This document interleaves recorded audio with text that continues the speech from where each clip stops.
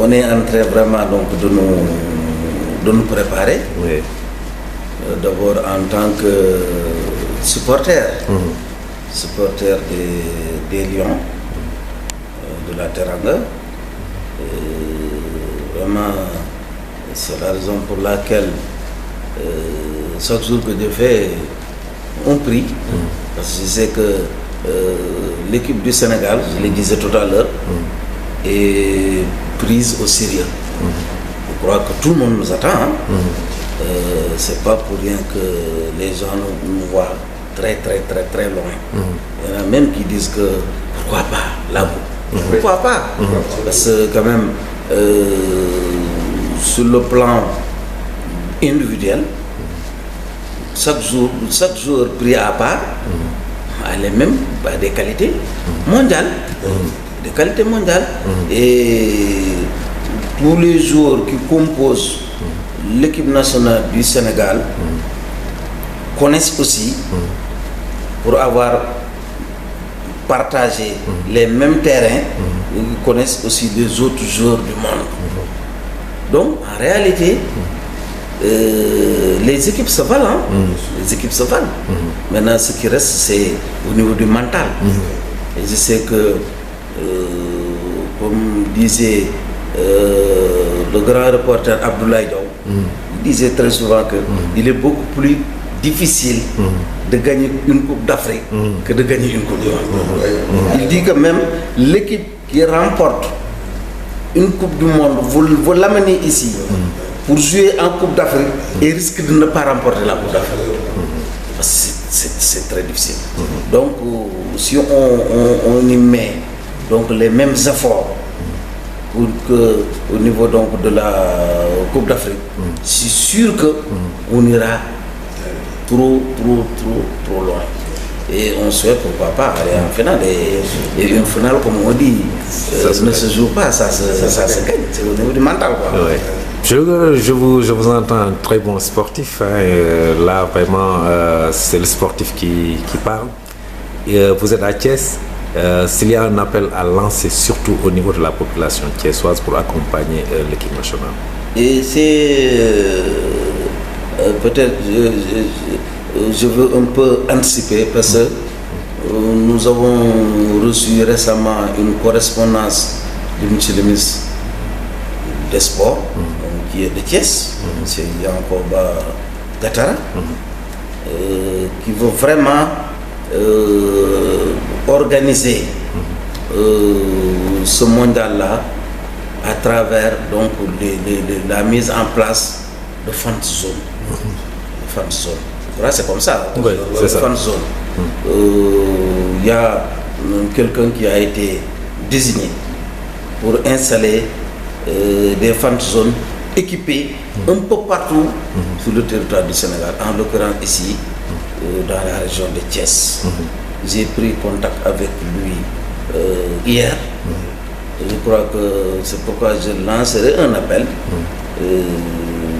à toute la jeunesse de la région de Thiès, plus particulièrement de Thiès ici, pour dire que des fan zones seront installées un peu partout pour permettre aux jeunes, aux supporters, vraiment de se regrouper. Vraiment, donc ce serait donc des forts moments de ferveur pour pousser vraiment donc nos Lions vers la victoire finale. Merci. Je crois que maintenant, ce qui reste, c'est une question de réglementation. De réglementation, parce que quand même, je crois que je vais les recevoir et le nécessaire sera fait pour sensibiliser davantage sur l'organisation de ces fan zones, et on mettra en place même un dispositif sécuritaire pour que à chaque fois qu'il y a match, que les gens viennent au niveau des fan zones en masse, assister, pousser nos lions et rentrer vraiment paisiblement chez eux. Très bien. Merci beaucoup, monsieur le gouverneur. Mais, voilà, merci. Pour terminer, je crois que on ne va pas l'occulter. Vous êtes venu ici vraiment pour me remercier du voyage que vous avez effectué avec notre accompagnement pour rendre visite à vos homologues, les associations anciennes gloires du côté de la Mauritanie. Et comme vous l'avez dit, le voyage s'est très bien passé. Et nous tous nous disons alhamdoulilah, c'est ce que nous voulions en vous accompagnant. Je crois que certainement l'année prochaine, vous allez les recevoir en retour. Et on s'engage ici à vous accompagner vraiment donc pour les mettre dans les meilleures conditions, en tout cas dans des conditions meilleures que celles dans lesquelles ils vous ont mis. Je crois que c'est possible. Parce que la Teranga quand même elle est sénégalaise par excellence. Monsieur le gouverneur, on va parler un peu des violences dans les stades. Ces temps-ci, il y a certaines violences qui sont notées. Comment vous appréciez cette situation? Non, c'est déplorable. C'est déplorable. Parce que vraiment, moi j'ai été mis au courant. On s'est réunis ici maintes fois. Les préfets m'ont rendu compte. Mais je ne voulais pas qu'on prenne une solution drastique. C'est-à-dire faire une interdiction tous azimuts des compétitions sur l'ensemble du territoire de la région. Parce que quand même, les navétanes participent donc aux activités qui alimentent le football, surtout le football régional, au niveau de division nationale, régionale, mais aussi jusqu'à première division, il y a même des joueurs, des internationaux qui ont commencé leur B.A.B.A. au niveau des navétanes. Donc, interdire les navétanes participerait sans nul doute à ralentir un petit peu la promotion donc, du football à travers les pays. Si on le fait, c'est vraiment de guerre lasse. C'est pas de gaieté de cœur qu'on va le faire. Mais il y a des moments où on sera obligé vraiment de faire quelque chose. C'est la raison pour laquelle quand je me suis réuni ici avec les préfets et les différents responsables des forces de défense et de sécurité, j'avais donné des instructions pour qu'on traite ça au cas par cas. Au cas par cas, comme vous l'avez constaté. À chaque fois qu'il y a des violences quelque part dans une commune, dans une localité, on interdit, on suspend. On suspend. Maintenant, pour donner l'exemple aux autres, je crois que ce sera l'occasion maintenant de sensibiliser davantage les jeunes. Le football, c'est pas la guerre. C'est un jeu. C'est un jeu. Et il faudrait quand même que sur le terrain, qu'on montre une adversité saine, mais en dehors du terrain, qu'on se retrouve. Vous êtes là en tant qu'ancienne gloire, certainement, vous n'avez pas, durant vos différentes carrières, joué dans la même équipe. Certainement, à un moment donné, vous avez été même des adversaires. Tout à fait. Mais aujourd'hui, vous vous êtes retrouvés en amis. Sur le terrain, vous pouvez être des adversaires, mais en dehors du terrain, vous devez être des amis. Parce que le football réunit. L'essence du football, ce n'est pas de diviser. Combien de guerres, combien de conflits ont été réglés par le sport? Il y en a plusieurs. Donc c'est la raison pour laquelle je dis qu'il faut quand même qu'on fasse attention, qu'on comprenne vraiment la signification du sport, la signification plus particulièrement du sport appelé football. C'est pas la peine vraiment donc de se chamailler, de se bagarrer, vraiment de se blesser pour un match. En tout cas, à chaque fois qu'il y ait donc des violences, nous on sera obligé d'intervenir pour suspendre. Pour suspendre. Je crois que nous ne vont pas nous laisser jusqu'à suspendre la pratique du football sur l'ensemble du territoire de la région. Voilà. Nous.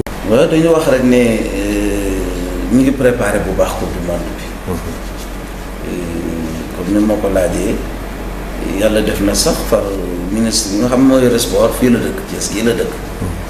ñu ngi koy préparé bu baax a baax te xam naa ne équipe nationale Sénégal moom yàlla bu ñu cat jiitu ñëpp ñu ñuy xaar.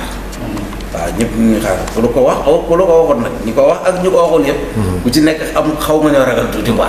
parce que gis nañ vraiment performance yi nga xam ne nii def nañ ko ci Coupe d'Afrique bi ba jël Coupe d'Afrique comme ni ma ko waxee rek reporter bu mag bii di Abdoulaye Diaw souvent day wax ne gagner Coupe du monde moo gën a yomb gagner Coupe d'Afrique parce que Coupe d'Afrique yeneen réalité daf ci yokk sax ne am na équipe yu gagné Coupe du monde boo leen andi woon fii rangal leen pour ñu jouer Coupe d'Afrique boo mot y a de fortes chances que duñ mën a gagné Coupe d'Afrique parce que Coupe d'Afrique yeneen réalité la gannaaw suñu borom nag may nañu ba Sénégal gagné Coupe d'Afrique mën nañ yaakaar ne bu demee Coupe du monde dana ci sori pourquoi pas jouer final te final moom nee nañ duñ ko jouer da ngay am mental pour gagner ñu ñaan yàlla rek mu dimbali ñu ba vraiment ñu yegg ci léegi li ma ci doon yokk rek mooy jot nañ benn lettre circulaire u ministre Yankhoba Diattara naa dana installer un peu partout am na ay consultants ñu nga xam ne nii désigné na leen ñu nga xam ne dinañ installer ay fan zone parce que nag Coupe d'Afrique bi dañ ci war a profité pour bëggal xale yi vraiment ñu xam ne amul lu mooy suñu équipe nationale dañ créé ay fan zone un peu partout bu ko defee xale yi de mën di regrouper wu di seetaan match yi en masse ci ay écran géant je crois que te loolu bu ñu ko defee dafay nécessiter ñu accompagner leen ci wàllu sécurité ñu xam ne match bu am surtout bu Sénégal di jouer ci dans différents coins ñu def ay fan zone ñoom dinañ mën ñu seetaan ci jàmm delluwaat seen kër yi ci jàmm xam naa ni fan yii ñëw parce que démb rek ñu ki nga xam ne moom lañ désigné pour ma installer fan zone yi wax naa ak moom téléphone te xam naa dana fi dellusiwaat pour ñu gën ci waxtaan mu gën a farafàncee vraiment fan zone yooyu nan lañ ko réglementé ak nan lay fonctionner waaw bu loolu weesoo nag je crois que li leen fi taxoon ñëw aussi yéen mooy li ngeen ñëwoon pour remercier ma ci voyage bi nga xam ne